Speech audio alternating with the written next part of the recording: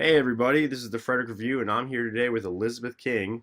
Elizabeth creates and sells personalized EpiPens and medical pouches. She also creates heating pads with removable covers. Elizabeth, I'm just going to turn it over to you. Why don't you introduce yourself and tell us a bit more about what I just spoke about? Hi, my name's Elizabeth King, and I do have an Etsy shop, which is LizKingDesigns.com. And I sell a variety of items, one being heating pads that have removable covers. I found I have problems with eczema and love a heating pad, but when you share it with family, the cover gets kind of gross and nasty. So I decided to make one for myself that had a removable cover, and then friends saw it, and it kind of went on from there. The other business in my Etsy shop are pouches for EpiPens, medical supplies, emergency medication for people with chronic illnesses, peanut allergies, bee sting allergies, etc. I find most parents order them for kids for schools, grandparents' house, things like that.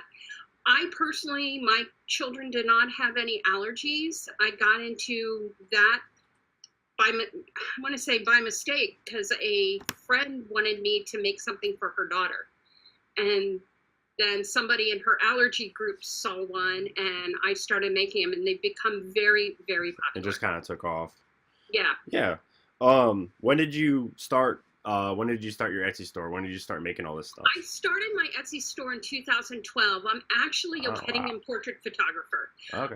We moved from the Maryland area to Kentucky, so I had to kind of put the photography on hold. And I've always worked in the house. And with my youngest going to college, my husband was like, "Well, you might need to get a job," and didn't really want to. So I had started with a few things on Etsy, but then the heating pads took off, and I still do photography, but this has become a full-time business. I now have several sewing machines, embroidery machines, a fabric room. It's great. Wow. So I've been doing it for 5 years and love it.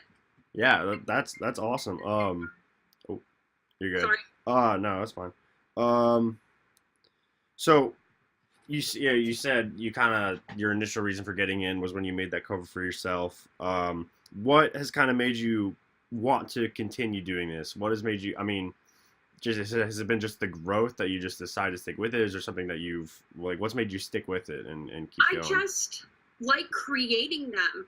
I find people really like them. They like that things are washable, and especially with the heating pads. You go to a store, a microwavable heating pad doesn't have a removable cover. Only the plug-in ones do. But I like working with fun fabric, so I find all these great fun fabrics. I think I'm in a very small niche, especially on Etsy, so I'm not in a saturated market. Right. I still get sales, and unless sales stop, where I need to think of something new, I really enjoy making these. So Um, you know, So you kind of alluded to you're like kind of in this like unique niche. My next question was like, what sets you apart from your competitors? But I mean, do you even well, have? another thing, I don't use just rice in my heating pads. I use a combination of a little bit of rice. I use buckwheat seeds, which I source from a company in Florida, Oh, interesting. flaxseed, which Okay. I also source from a U.S. company. It retains the heat a little better. Rice tends to scorch and start to burn, Right. so they start to smell bad. And I didn't want to be one of those DIY, here's a piece of fabric, let's put rice in it, sew it Right. up, and you can stick it in the microwave. I also use essential oils. So if you want an aromatherapy effect, I have like 9 or different scents that people can add. Cool. Yeah. So, yeah, that's awesome. The thing about the flaxseed and all that's interesting because I feel like when people see that they probably think like the initial thought is, oh, it's a bit, I'm getting a bit more. They actually put thought into it, and Right. Yeah, well, when Um, I tell them what it is, that it's not just a rice heating pad, right, that I have done some research, then I think they're a little more comfortable in buying something because they can be a little pricey, right. but and the heat lasts, and so does the scent, which is nice. Um, if you could go back, I want to make sure I'm not losing my track here. If Oh you could no, go, that's okay. if you could go back in time, let's say 5 years ago when you started your Etsy shop, what's a piece of advice that you'd give yourself? Um, Keep pursuing. Um, don't let a bad review derail what you're doing. Everybody is up to their own opinion. Right, Um, do research and keep plodding along. Your first prototype might not be the best, but I found as I was going on, my product changed a little to where I've got it down to perfection. But you need to just keep plugging along. If you have an idea, just keep working at it, and it will change along the ways. But don't get frustrated when I found frustration was the one that could derail me the worst. right. I just found I had to have a positive attitude and just keep plugging along, and I would find what I was doing was working. How many like product versions would you say you've gone through?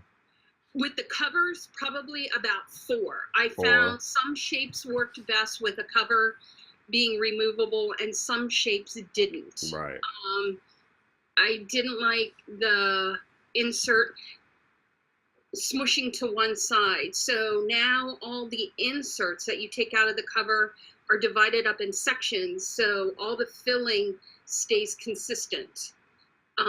My first ones, I was just filling a tube and it would all fall to one side. So you weren't getting a consistent heat. And that was another problem with the scorching. So I just right, variations along the way. Yeah, it just, it's a lot of trial and error. right. Yeah, no. Well, 5 years, is enough. Awesome that you've got it down to a science. It seems. Yeah. Um, so what's your favorite thing about running this Etsy shop or making these heating pads? What's your favorite thing? I like looking at, I like the fun new fabrics that I can find. Okay.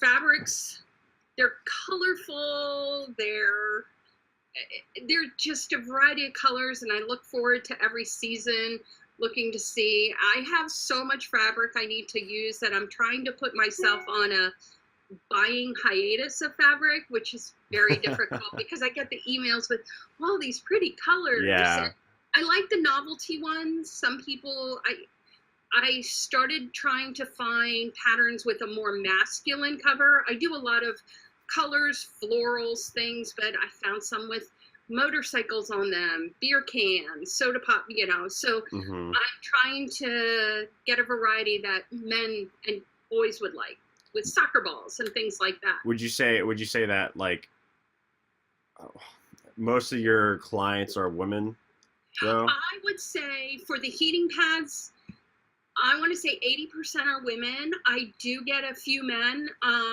I can tell if I'm not looking at the name when they select a plaid and then put like a sandalwood or a cedar wood. Right. Someone playing. Um,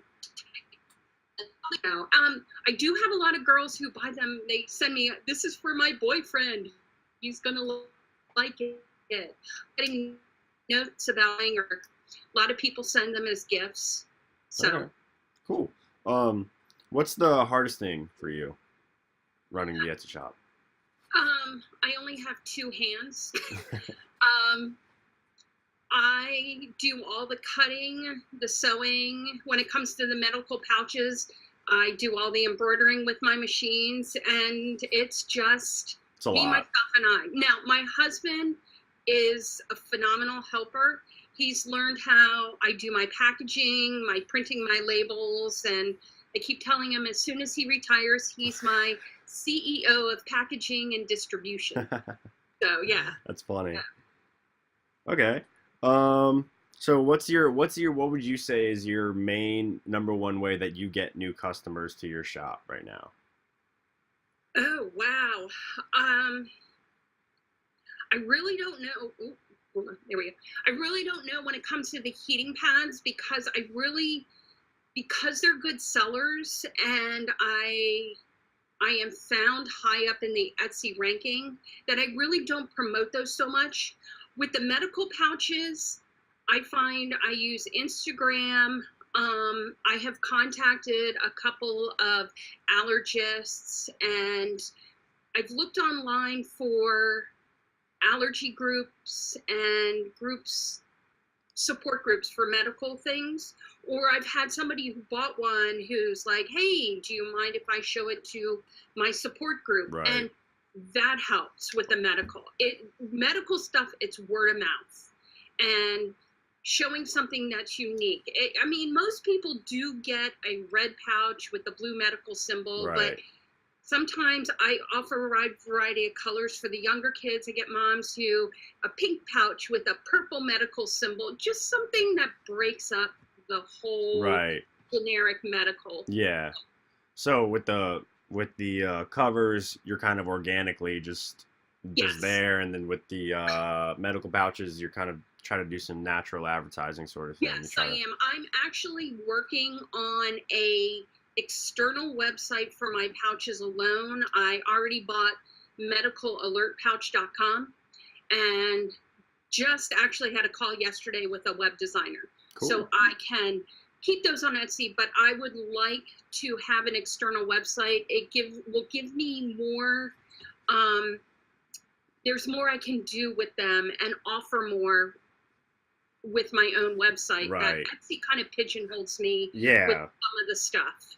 So that's kind of, I feel like my next question is kind of loaded then, just based on what you just talked about. Go ahead. But I was just gonna ask, like, how has technology played a role for your business? But your business, I mean, is Etsy and all this stuff, Yes. so I'm sure it's a. I mean, I don't think having a website for my heating pads, I thought about it, but a heating pad's a heating pad. Right. Nobody's going to go to heatingpads.com Right. or whatever. I find Etsy is for those unique items. Right. Those little things. I find that works well for my heating pads. It works well for the medical kits, but I don't want to be LizKingDesigns for my medical kits. Right. I like when people Google EpiPen pouches, or another one that I sell is for adrenal insufficiency or Addison's disease. That's another big seller. I want people to, when they are looking for a medical pouch, that they find my website, because not a lot of people are going to look for an EpiPen pouch Right. on Etsy. Right. That You all. know? I mean, yeah.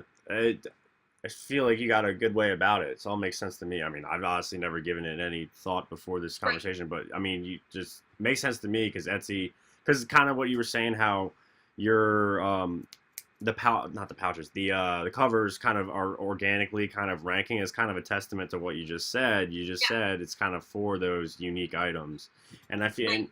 and yeah, like anybody who's looking for like a medical pouch who already has like a serious illness, like it is kind of like if I wouldn't even click on Etsy as a website. Right. That's why I'm like, if I have a medical illness, I'm not going to go to Etsy to look for Right. a supply holder. Right. I'm going to look for a medical website. Yeah, And that's smart. try to search for something that makes mine stand out more than the original. You know, my pouch be different than every other person who has the illness. But yeah, there's just something about LizKingDesigns and medical pouches that just isn't cohesive. Right. Yeah, So, no, I yeah. think that's smart. So this is my last question. What's a piece of advice that you would give someone else who is maybe starting an Etsy store, or maybe they make something similar to what you do? Maybe they design their own devices. Just what's something that you would say? Do your research. If you are planning to be on Etsy, don't assume that when you list your items that they're going to sell. There's an algorithm. You really need to search on Etsy and outside of Etsy what things are selling for, how they're being titled, how the algorithm works. Get on forums, ask questions. I think the biggest mistake is people who put up 10 products and assume they're going to sell and then get frustrated when they don't. Right. You have to keep your Etsy shop fresh. You need to add new things. You need to tweak what you have, and don't assume that it's going to sell. You really have to do your research. Good advice. Well, this was good. I mean, you all the answers you gave were pretty thorough, and you seem like you have your wits about you. You got a good idea, got a good like hold on this, and have an understanding of your little niche. So it was good, very interesting. I know I enjoyed it. Each one of these, I always learn a little bit new because, for the most part, I mean, I think this is my 10th one, and like everyone, it's something I've never really heard about. So it was cool. I hope you enjoyed it. Yeah, very much so. So the way this is gonna work, I'm going to take this video and I'm gonna upload it and I'm gonna edit it on my computer, and then I'm gonna transcribe it. So I'm gonna write out this whole conversation we had, and that takes a little bit. But once that happens, you'll receive an email from us with the link to the article on our website, and then you'll receive that email, and then we're gonna send you 2 others, and then that's it. So yeah, I mean, this was awesome. Do you have anything you'd like to add? I really enjoyed it. Yeah.